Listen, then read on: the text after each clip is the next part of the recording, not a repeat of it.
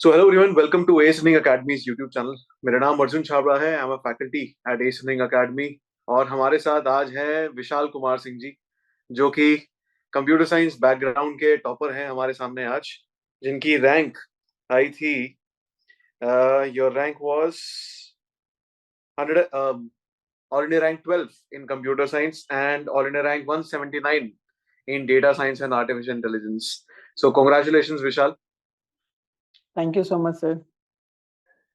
आपका विशाल एक्सपीरियंस कैसा रहा गेट एग्जाम को लेकर इस बार, और थोड़ा सा स्टूडेंट्स को शेयर करिए क्या आपके चैलेंजेस रहे और कहाँ से हैं. सर मेरा एक्सपीरियंस बहुत अच्छा रहा गेट एग्जाम को लेकर के। इस बार सर आईएससी बैंगलोर ने क्वेश्चन पेपर सेट किया था, तो स्लाइटली सबको लग रहा था कि पेपर थोड़ा हार्ड जाएगा, बट पेपर ठीक ठाक ही था।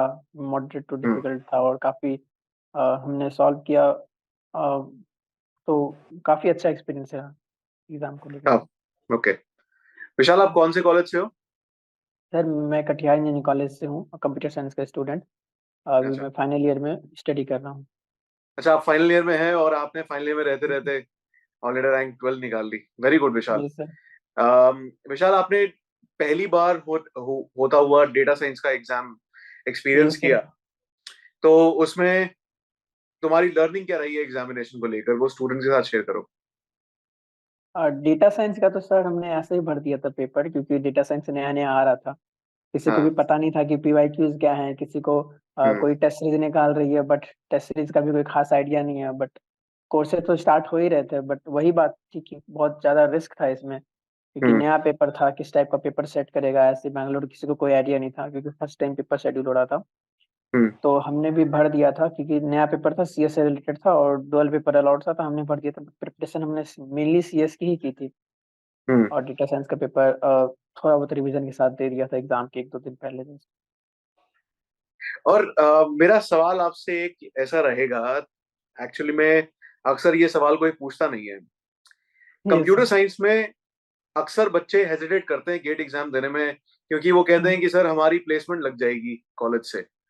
हम्म। और आपने प्लेसमेंट अपने कॉलेज में पार्ट लिया, और अगर पार्ट लिया तो उसमें क्या एक्सपीरियंस था, और साथ ही साथ ये बताओ कि फिर अगर प्लेसमेंट हो रही थी तो गेट एग्जाम क्यों दिया? सर मेरे जो कॉलेज है वो टियर 3 कॉलेजेस में आता है, तो वहाँ प्लेसमेंट उतनी अच्छी नहीं रहती है कंपेयर टू अदर कॉलेजेस, जो कि टियर 1 और टियर 2 हैं। तो अगर प्लेसमेंट हो रही है तो प्लेसमेंट में बैठना भी एक अच्छा ऑप्शन है, और गेट भी एक सेकेंड ऑप्शन बन करके आता है, क्योंकि गेट में आप हायर टियर 1 कॉलेज और टियर 2 कॉलेजेस में आप एडमिशन लेकर के वहाँ मेहनत करके वहाँ से अच्छी पैकेजेस ले सकते हैं। बहुत हम्म. बार होता है कि टियर 3 कॉलेज में अच्छे रोल्स नहीं आ रहे होते हैं, सेल्स की कंपनीज आ रही है, टेक की कंपनीज कम आ रही है। तो उस केस में भी गेट हेल्प कर सकता है आपको, हायर पैकेजेस के लिए उसमें भी हेल्प कर सकता है, साथ में आपको better job profile, better career path में भी हेल्प करता है। तो आई थिंक कि गेट अच्छा ऑप्शन है, बहुत अच्छा ऑप्शन है, स्पेशली उन लोगों के लिए जो लोअर कॉलेजेस से आते हैं। जो हायर कॉलेज में आते हैं वो भी एमटेक करके काफी अच्छा, क्योंकि एमटेक करके रिसर्च पोजीशंस में जॉब होता है, साथ में एमटेक के जो सैलरी पैकेज होते हैं वो बीटेक के कंपैरिजन में स्लाइटली हायर होते हैं, हम्म. इसलिए। यस, और बेसिकली टियर 1 कॉलेजेस में जो आजकल प्लेसमेंट्स रही ये अंटिल सर। लास्ट ईयर, वो बहुत ही ज्यादा बेहतरीन रही एमटेक स्टूडेंट्स के लिए. ये सर। और अभी ये का सर। थोड़ा सा टफ सिनेरियो चल रहा है बिकॉज ऑफ इन्फ्लेशन एंड हम्म। जो करंट ले ऑफ चल रहे हैं, हाँ। But yes future sir. में ऑब्वियसली 2 साल बाद जब आप एमटेक करके निकलेंगे, सो उसमें हम्म। प्लेसमेंट्स का कोई अंत नहीं है. दिस हाँ। Is a never ending field मेरे हिसाब से. ये चलिए. सर, हाँ, बोलिए. तब तक सर सब कुछ सही हो चुका होगा। 2 साल के बाद तो फिर से हायरिंग स्टार्ट हो जाएगी, और फिर मार्केट काफी चेंज हो जाएगा, तो जॉब अपॉर्चुनिटी काफी अच्छी रहेगी। हम्म. और थोड़ा बहुत एक बार ये चीज बता दीजिए कि आर्टिफिशियल इंटेलिजेंस कितना ज्यादा जरूरी है आज के टाइम के कंप्यूटर साइंस को, के स्टूडेंट को समझना. और गेट का जो एग्जामिनेशन है, DA, data science and artificial ये सर। इंटेलिजेंस, उसकी क्या इंपॉर्टेंस होगी इन फ्यूचर आपके हिसाब से? सर जहाँ तक कोडिंग डेवलपमेंट वो सब बात है, तो एआई धीरे धीरे चीज़ों को रिप्लेस कर रही है, तो हाईली प्रोडक्टिव प्रोग्रामर्स ही मार्केट में रह पाएंगे।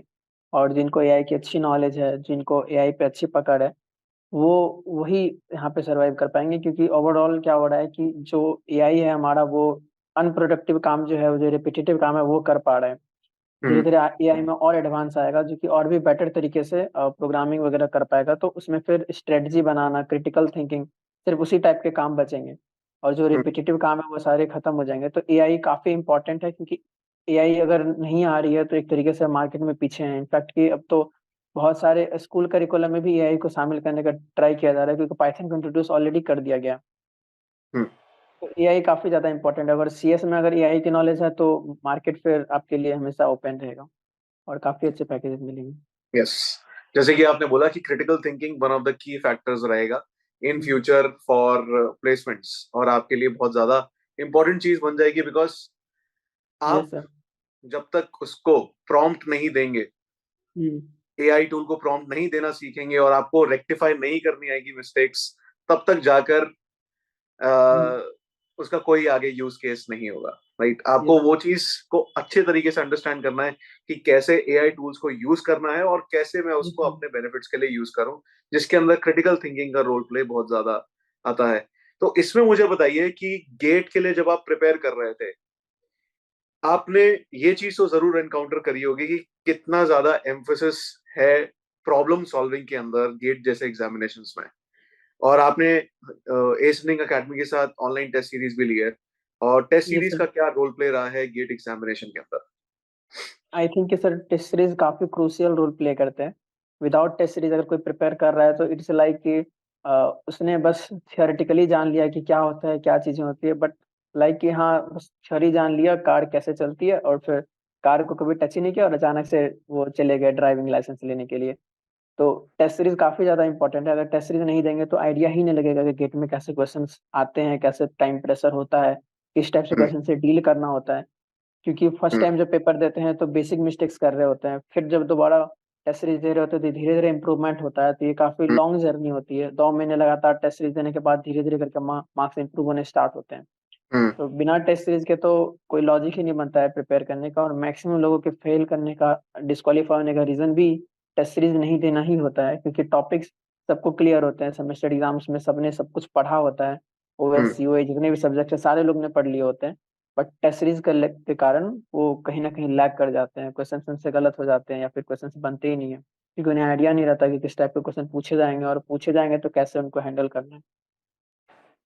सुपर, बहुत ही ज्यादा बेहतरीन। आपके एंड में कितने मार्क्स आने लग गए थे ऑनलाइन टेस्ट सीरीज में? टेस्ट सीरीज में मेरे हाईएस्ट मार्क्स जो इस एकेडमी के टेस्ट सीरीज में आए वो 74 आए हैं। और अच्छा। जो मिनिमम मार्क्स आए वो 55 और 54 के अराउंड आए थे। मतलब इसी बीच में मेरे मार्क्स डेविएट करते रहते थे। तो मेरे मेरे कभी हाईएस्ट ऐसा नहीं था कि मेरे हमेशा AIR 1 आ रहे टेस्ट सीरीज में। मेरे AIR 1 बस एक ही बार आए थे, तो 74 मैंने स्कोर किया था। उसके बाद हम्म मेरे AIR 50, AIR 70, क्योंकि टेस्ट सीरीज में ज्यादा लोग अटेम्प्ट नहीं थे, तो 400 लोग, 450 लोग बहुत हो गए। तो उतने हम्म में हमारे रैंक 80, 90, 120 ऐसे आ रहे थे। तो काफी ज्यादा एक डिमोटिवेशन था कि हाँ इतने लोगों में जब ऐसा परफॉर्म कर रहे हैं तो बाकी सारा किसी में क्या होगा। बट मार्क्स ठीक ठाक आ रहे थे। मार्क्स 55 से 74 के बीच में रेंज कर रहे थे। बट फिर भी आपने मेन एग्जामिनेशन में ऑल इंडिया रैंक 12 लेके आए, और आपने फिर भी ये चीज प्रूव कर दिया कि at the end of the day आपके एंड के एग्जामिनेशन में परफॉर्मेंस कैसी है वो बहुत ज्यादा मैटर करती है। टेस्ट सीरीज में अपनी मिस्टेक्स को रेक्टिफाई करते हुए चलिए और अगला टेस्ट पे फोकस करना है। सिंपल। यस। जो पिछले यस वाले सर। टेस्ट में मिस्टेक्स हुई हैं, अगले टेस्ट में उसको आपने रिपीट नहीं करना है, रेक्टिफाई करना लर्न करना है सारे टेस्ट सीरीज से कि किस टाइप के क्वेश्चन में हम कहाँ गलती कर रहे हैं। हमसे है। मैथमेटिकल एरर हो रही है या सिंप्लीफाई करने में एरर हो रही है, कॉन्सेप्ट का एरर हो रहा है, तो ये सारी चीजें टेस्ट सीरीज से पता चलती है। विशाल कितने साल से प्रिपेयर कर रहे थे? कब से प्रिपेयर मैंने कर रहे थे एक्चुअली फोर्थ ईयर में? प्रिपरेशन मैंने स्टार्ट करी थी मई 2022 में। और 2023 का भी पेपर मैंने दिया था, 2024 का मैंने फिर इस बार पेपर दिया।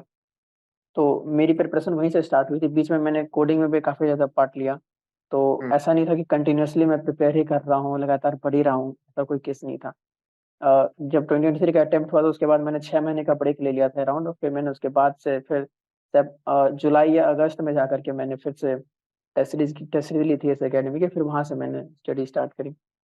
बट फिर भी आप इस चीज को तो थोड़ा बहुत बेनिफिट दे रहे होंगे कि आपने थर्ड ईयर में भी एग्जाम को अटेम्प्ट किया था, और थर्ड ईयर में एग्जाम जब आपने दिया, आपको पता था कि आपकी लैगिंग कहाँ है, आपकी मिस्टेक्स कहाँ हो रही है, बिकॉज अक्सर स्टूडेंट्स थर्ड ईयर में ज्यादा एम्फोसिस नहीं देते एग्जाम को देना, but you yes sir. Preferred giving in third year also, क्योंकि आपके पास यस सही में खोने को कुछ है नहीं थर्ड ईयर में। Third yes year sir. में जब हाँ, जब सर आप थर्ड ईयर में तो आपके पास इतना होने के लिए कुछ नहीं है, आप आराम से अटेम्प्ट दे सकते हो और नेक्स्ट ईयर का आपको आइडिया लग जाएगा कि आप कहाँ स्टैंड कर रहे हो, आपको कितनी मेहनत करनी है, तो एक तरीके से टेस्ट ट्रायल आपका हो जाता है। तो काफी जरूरी है इनफैक्ट कि जब से थर्ड ईयर को अलाउ किया गया, आई थिंक कि जितने भी लोग गेट का सोच भी रहे हैं उनको थर्ड ईयर में अटेम्प्ट तो देना ही चाहिए। चलो। और थर्ड ईयर में सो अटेम्प्ट देने से एक आइडिया लग जाती है, तो वो एक तरीके से मतलब आपकी एक ऑलरेडी प्रैक्टिस हो चुकी है, आपने ऑलरेडी सिलेबस को कवर किया है जितना भी सही बट आपने किया है, तो वो काफी बेटर, काफी एडवांटेज होता है नेक्स्ट अटेम्प्ट में, फोर्थ ईयर में। चलो, सुपर विशाल, आपसे जी बात सर। करके बहुत अच्छा लगा और आपने काफी अच्छे इंसाइट्स दिए जिससे स्टूडेंट्स को काफी ज्यादा बेनिफिट होगा। और जी सर। आई होप आपसे कभी इन फ्यूचर मिलें और बैठकर बातचीत हो सके, ताकि स्टूडेंट्स को और ज्यादा हेल्प मिल सके। Thank you very much ji Vishal, sir. Thank you very much for talking to us, thank you. Thank you sir.